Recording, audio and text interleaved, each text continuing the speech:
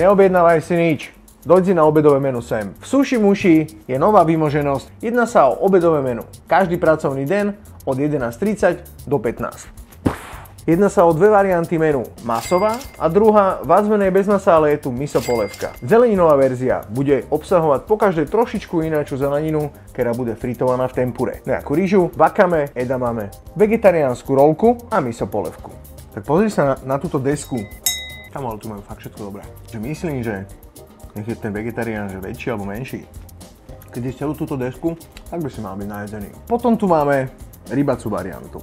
Začíname tomiamkou s krevetami a so šampiónmi. Takisto tempurovaná rybička podľa dennej ponuky. Rýža, rolka s lososovým tatarákom a zase šalatík.